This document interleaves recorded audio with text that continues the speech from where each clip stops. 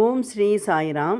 பகவான் ஸ்ரீ சத்யசாயி பாபா அஷ்டோத்தரத்தில் 108வது திருநாமம் ஓம் ஸ்ரீ சாயி பகவான் ஸ்ரீ சத்யசாயி பாபாய நமக என்பது.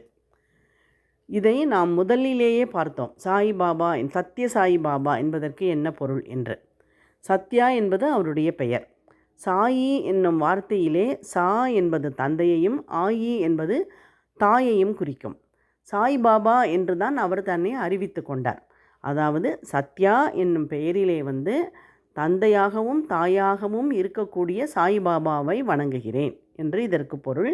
இதற்கு முன்னால் ஒரு முக்கியமான வார்த்தையை போடுகிறோம், பகவான் ஸ்ரீ சத்யசாயி பாபா என்று. பகவான் என்றால் யார்? பகவான் என்பதற்கு 6 குணங்கள் இருக்க வேண்டும். என்ன அந்த 6 குணங்கள்? ஐஸ்வர்யம், தர்மம், யசஸ், ஸ்ரீ, ஞானம், வைராக்கியம். யாரிடம் இந்த 6 குணங்கள் இருக்கிறதோ அவர்தான் பகவான் எனப்படுவார்.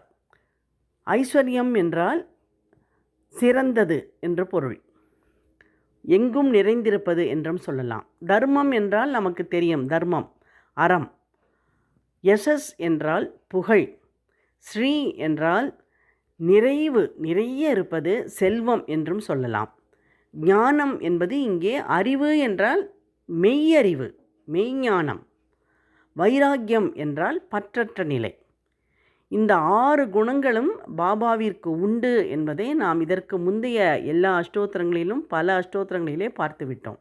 ஆகவே இதை மீண்டும் கூறி பகவான் ஸ்ரீ சத்யசாயி பாபா என்று ஒரு முறை வலுவாக கூறி வலியுறுத்தி சொல்லி இந்த அஷ்டோத்திரத்தை நிறைவு செய்கிறோம்.